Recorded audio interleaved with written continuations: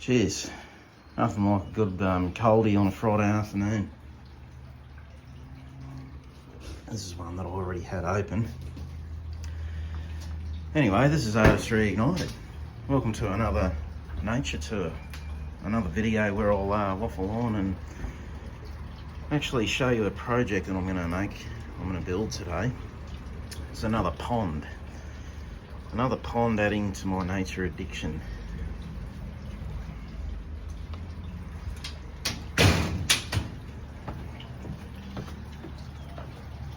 So when I originally started this nature addiction, I built the main pond here, and then the main pond sort of had like a filtration, just a single filtration system. It was actually a bucket full of biomedia that I just had running off a pump, and ever since then I've developed a really big addiction to this hobby, and I've branched off and I've made more and more ponds. This system here, I've sort of just incorporated all the ponds into one complete closed circuit. Not only does that increase the environment, it also increases the bioactivity and also gives me the option to use multiple ponds on the same ecosystem for different fish. And then I end up building more over here over the past few months, just to fill the gaps here with my plant collection. But what I wanted to show you today was another little project that I'm going to do here. I've recently dug up this old garden bed. I've just planted some alocasia, some giant elephant's ear here, or formerly known as the taro plant, and a couple of succulents and some miniature calathea down there. And I've also got some potting mix here, but what we're really here to talk about is this new pond that I'm going to build. I've just started to excavate some garden soil, because as I said, garden soil is, or even just your backyard soil is sort of one of the best nutrient-based natural soils you can get. When you look at dams and ponds that are sort of formed in nature, they tend to form on normal earth soil. So why not replicate that by just, scratching around your backyard and just grabbing some. I've almost got that pond full, so I'm just going to get a little bit more from around here. This is sort of a bit of the digging hole that I've been sifting all the soil on that out of.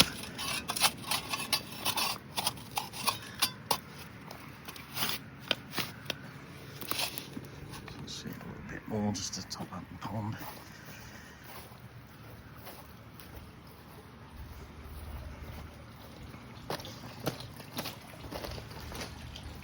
Should almost have enough in here. Like that. You sort of need enough just for your aquatic plants to sort of get their roots in there and suck up all those nice nutrients in the soil. And as your fish produce waste, you'll find that they add more nutrients into the soil, and there goes the ecosystem, and it's got its own balance, So I'm just going to sort of have a thinner layer on this side, and then sort of have a bit of a slope on that side, like that.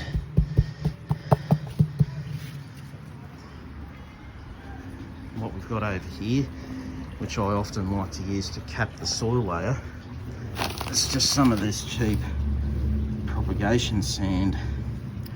But before we add it in and before we cap it, we'll give it a rinse. So what we'll do, we'll just empty the entire amount of sand into the bucket here.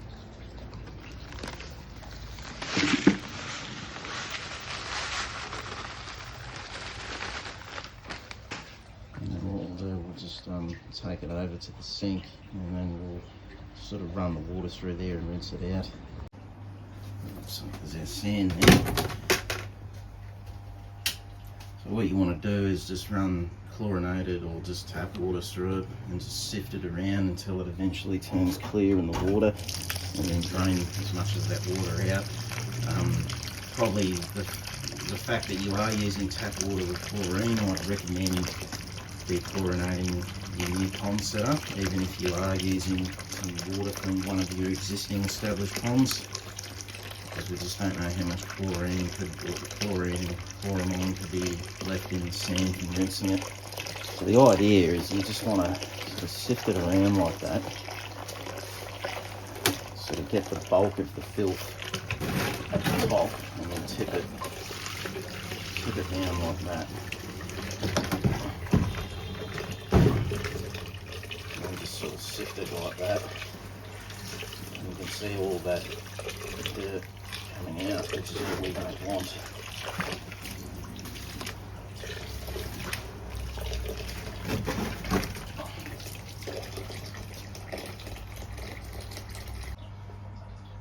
And as you can see there, the water's crystal clear. There's no debris or no cloudiness coming back out, so that's ready to go. We'll get that outside and start capping the soil layer. Hang on, so just grab this sand here. Just gonna tip in there.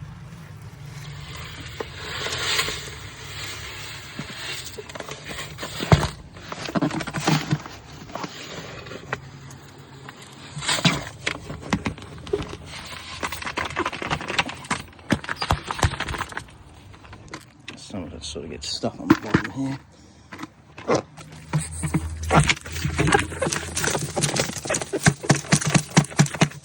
we go.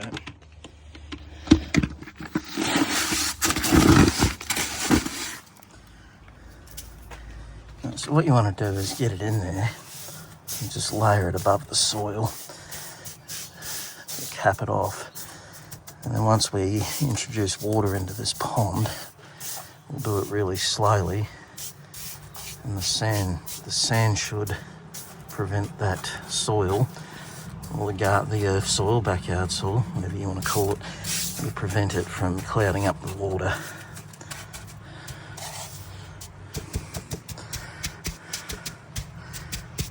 There we go. So now, the choice of plants, which I will be using for this new pond, I have got some water poppy.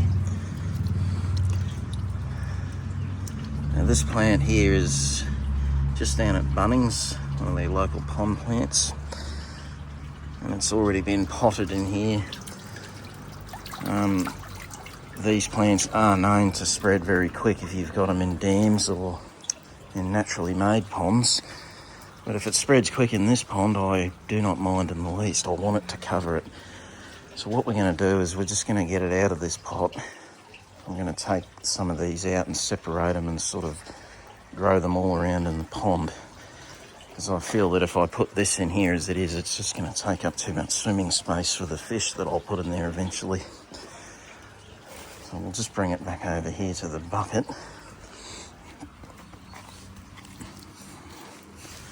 I think the idea is let's get these hanging bits off.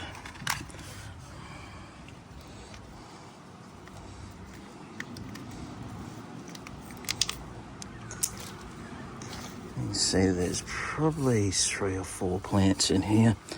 So I'll just dig down. Might be easily tip them out. I'll just be gentle so we don't wreck them.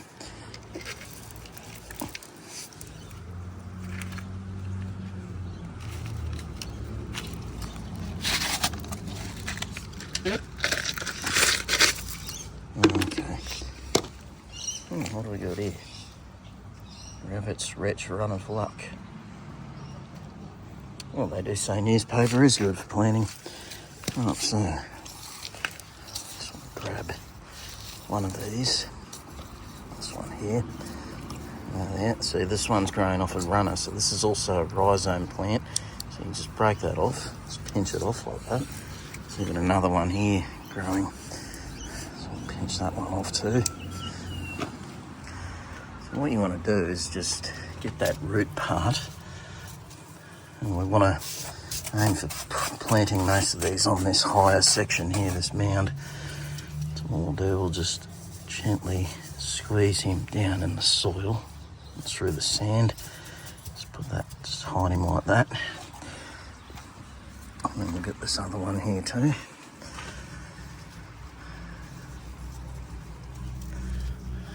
push him down in the sand again. Just cover him up like that. You just want these just to be just sort of through the sand so they can access the substrate. And then once the water's in here, they'll float and then sort of grow top of the pond. We've got some gravel here we may as well use, which was in this pot. So sort of add this just around the base of them here.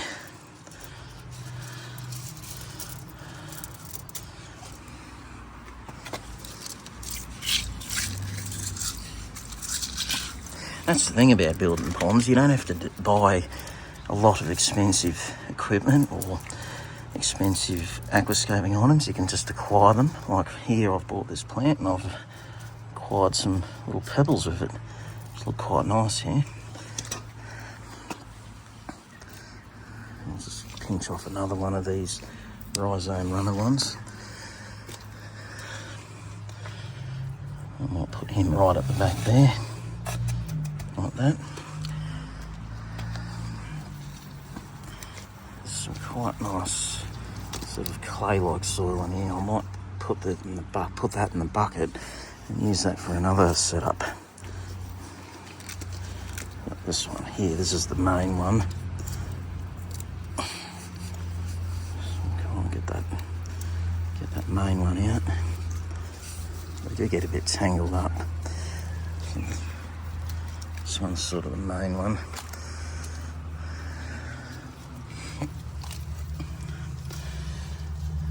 Just push him down there, like that. Please forgive me if I did break some of these, they were a bit tangled.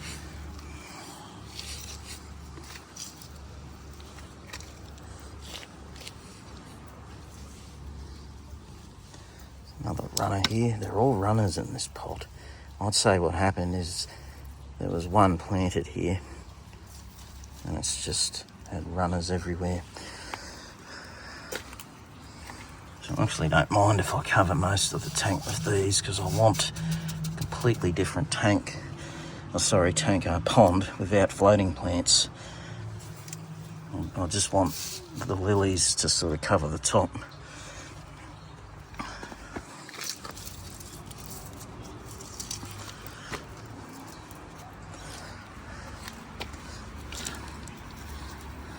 Grab another one here. There's quite a few in these. They have really good roots.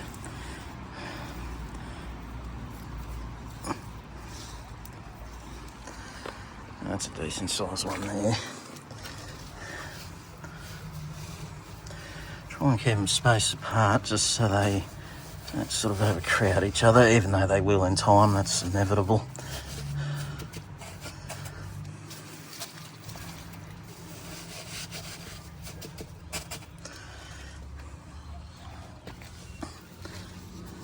One here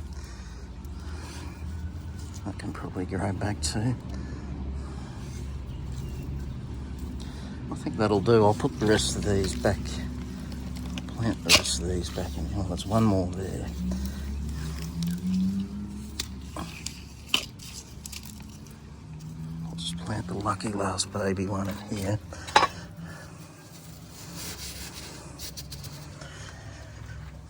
And then the rest of these I will just plant. I'll put back in the pot that they come in. And then we'll just put this back over in the other pond. Just let it grow there for a bit.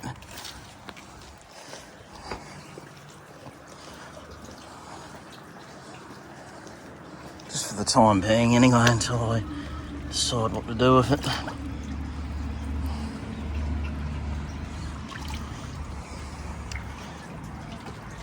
So now that we got those in there, we might just have a look around for some rocks. I quite like these river rocks here that have a bit of a silver tinge to it. I'll take one of those, put that in there. I'll just sort of wedge that in between them like that.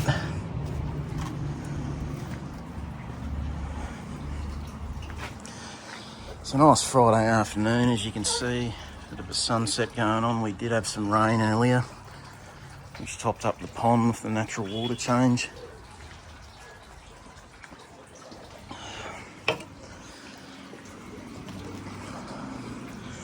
So my fish do need a hiding place, and I quite often like to use these little terracotta pots. As I said in my other videos, a lot of people are not a big fan of them, but a lot of people are also fans of them. Aquascaping, I guess they don't look the best to some people, but I think they look quite good. If you've got a big pond garden out here, you may as well put the garden fashion in. Plus it'll give the fish a nice little hidey hole. So I like to just wedge the pot there, like that, and they can sort of hide in there.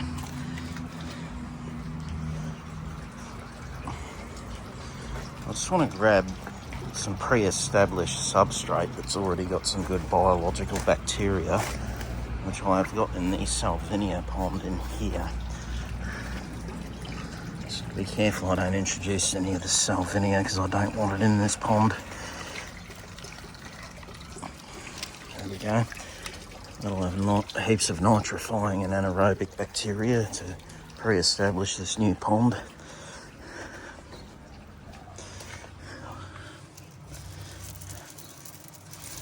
I'll just sort of introduce it around the side here in this mound.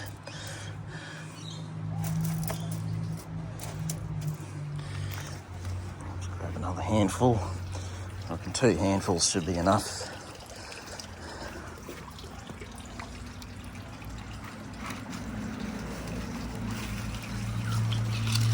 There we go.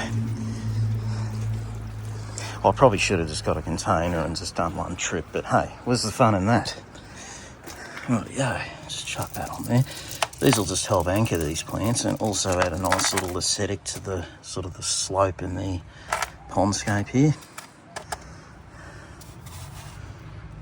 A bit of soil there, we just don't want to make sure we cover that up.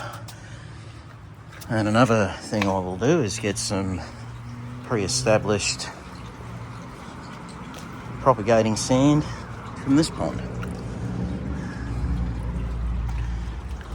A little tiny bit just in the back here,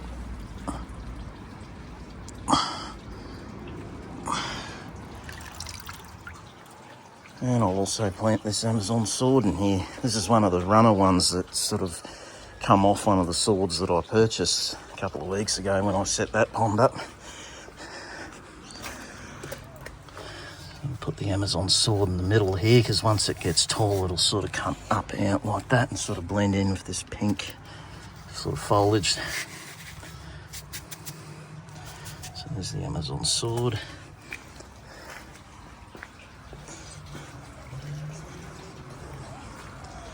I did miss a little bit of that substrate, but we'll just grab a little bit now.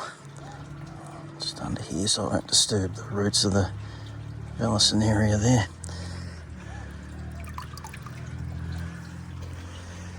Even if you just add a little bit of here and there substrate from your other setups, it'll just dramatically increase the cycling start of your new pond or aquarium.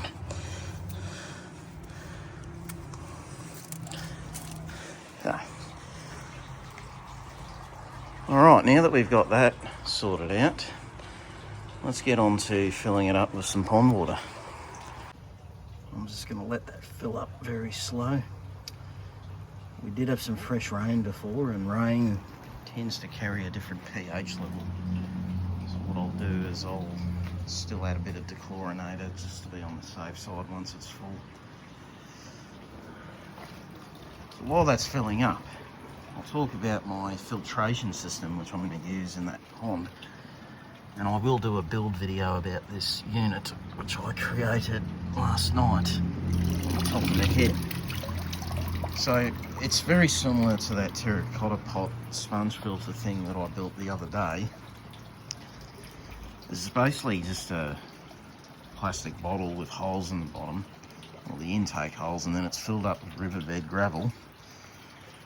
just to allow biological growth in there. And then we've got 2 layers of porous and less porous sponge.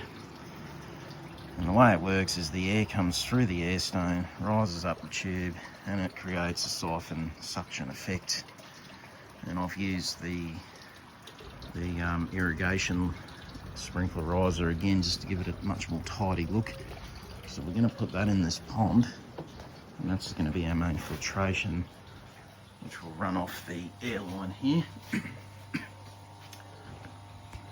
I've actually moved the air pump outside now just to make it a bit quieter in the house, and most of my air systems are now ponds, so I figured it was better to put the pump outside.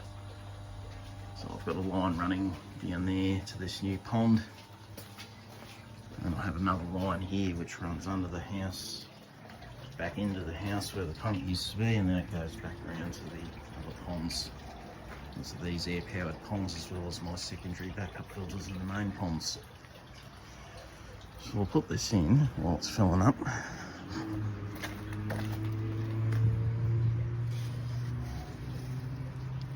figured we might just go at the back here. I don't want it dead set in the middle.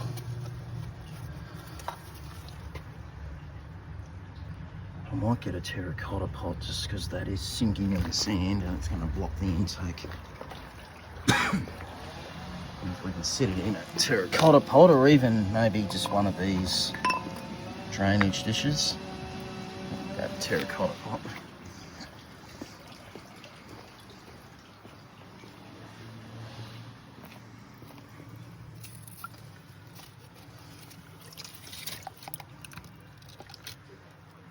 Go. And we can wedge the terracotta pot a bit deeper into the sand, push it down in the sand so it holds it up a bit. There we go.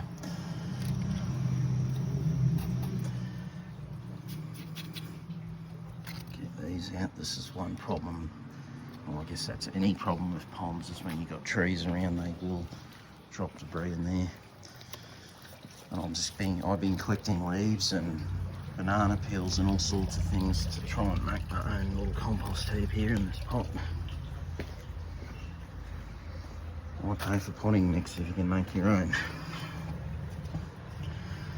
So we'll just let that fill up slow, because as you can see, it's not sifting out any cloudy water from the substrate below. Just make sure all this is just sort of pressed down nicely.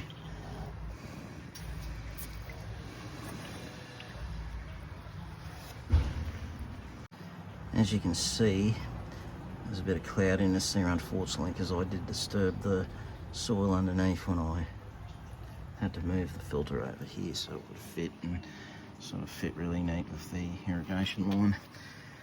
However, it's not that bad. It will clear up once I turn this on. We'll just let it fill up slow and it should settle. So what we're going to do now, we're just going to go inside and get some dechlorinator.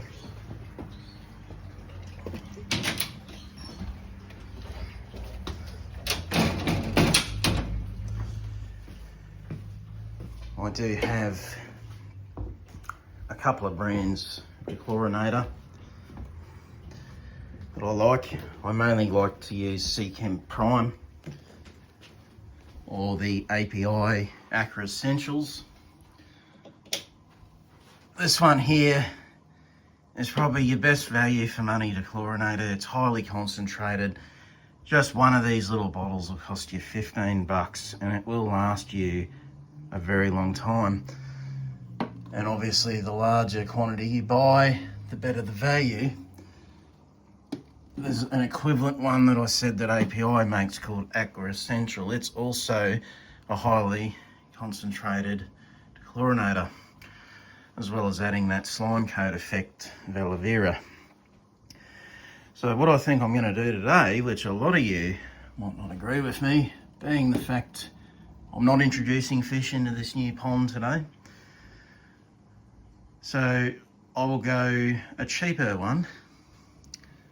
And this one here you can buy at Woolworths for $7.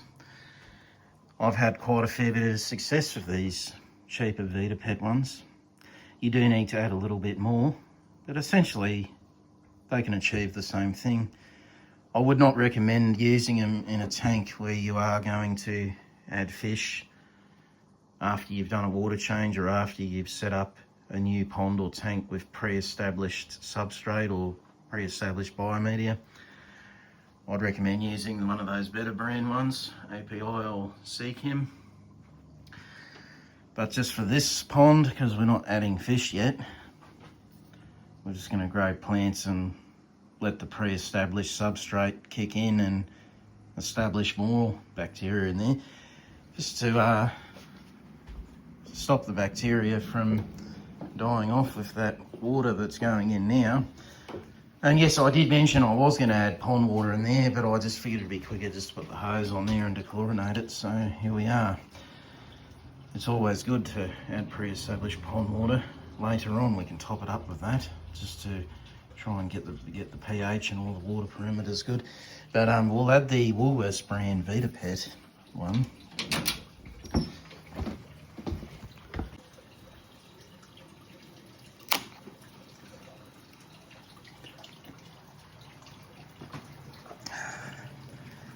Just while the pond's filling up, just thought I'd, and before we do add the dechlorinator, sort of talk a little bit about what I've done here. So I used a shovel to get some soil from over the back there on the compost mound, leveled the ground out just with a basic garden shovel, and then I just used the bricks to pad down the soil so it's flat, and then I've got a spirit level once I put the bricks down to check if they're level. And then I just went down to Bunnings and grabbed these sandstone pavers just to lift it a bit, and just adds a nice aesthetic there. And this is just drainage gravel. You can get it for $7 a bag, it's very cheap. And some leftover offcuts from my front fence that I recently did. It's treated pine, so it'd be good for outside here. And I just thought the whole style of brick, sandstone pavers, and the treated pine just suits the entire look here. And when you have a look at that, it looks quite nice, doesn't it?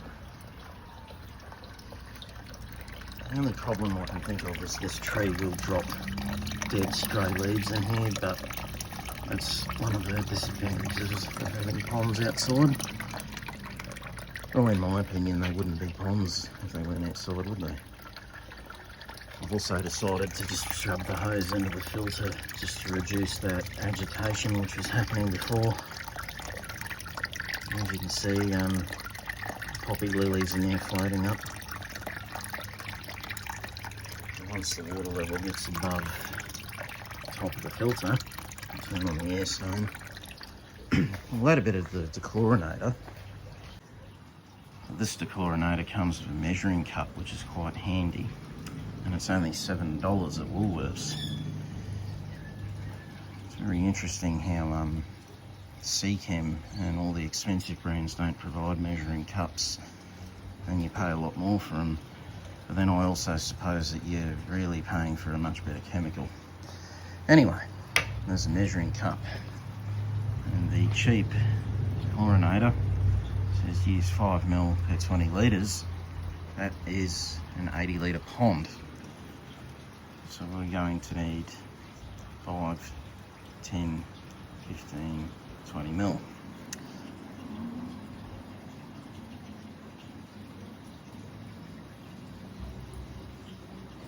There you are. It's a blue dechlorinator.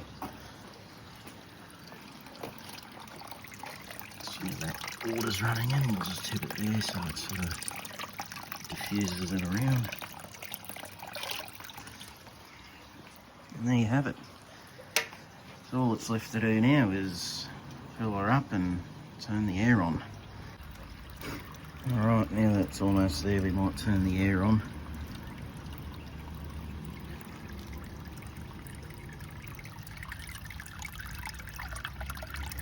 As you can see, the bubbles are rising, the water level up. You won't be able to tell until that water gets up, but at least we can get a bit of suction going to try and clear this cloudy mess that I've made. But I do promise you, dirt and propagating sand works quite well. Because as you can see over here, this pond here,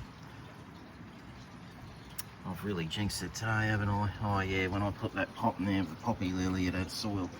Okay, so that's, yeah, I can't prove that that's clean, but it was clean, as you've seen on my other videos. You might be able to see some propagating sand in here. And that's got soil in the bottom and then propagating sand in the top, and that didn't cloud the water at all, and it come up clear.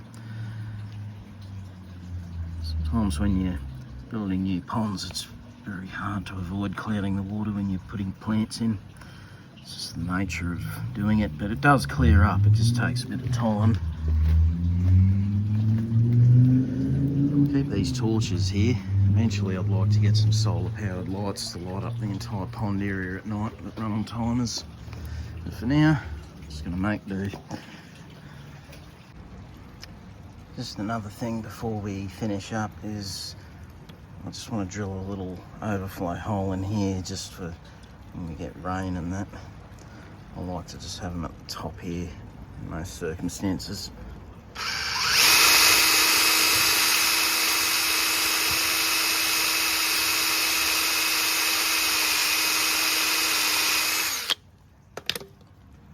And you just need a little tiny one like that. If you do have fish in here with fry, they may get through here, so you can always get some fly screen mesh and just glue it on the outside, or just drain the pond down, dry this and then glue it on the inside. Whatever works. That just a little drainage hole like that, it's generally all you need. So when you get rain seasons and it overflows. Rightio, now that we've cleaned up around here, it's starting to look really nice. And now that we've filled up the pond, we'll turn the air on so we can get rid of this cloudy mist that I've created.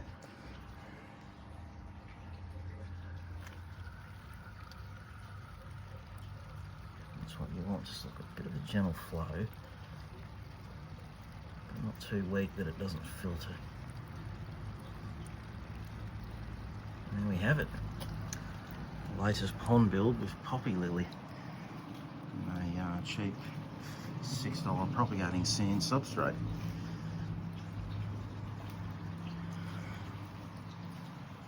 I quite like the look of this. It's come up really nice. It just complements the back of the laundry here really good. I would have preferred maybe I bought proper stainless steel or galvanised clamps here, but sometimes you just make do when you're doing DIY things on a budget. This is just a bit of poly pipe that I cut and folded. It's working, it's holding everything nice. And as I said on my other videos, I much prefer to use poly pipe tubing for airlines outside, just because it resists the UV and the sun better, and it looks a lot nicer too. And it's also cheaper to buy in some circumstances over buying these silicone airlines, which I thought about replacing here. I don't think I will now, because you can't really see them there. This one I definitely will.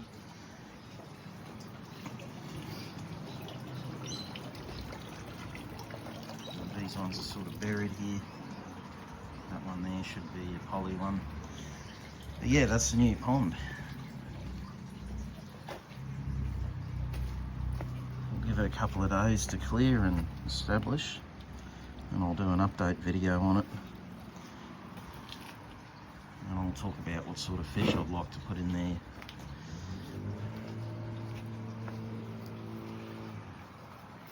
Thanks for watching. This is Artistry Ignited. Tune in again soon.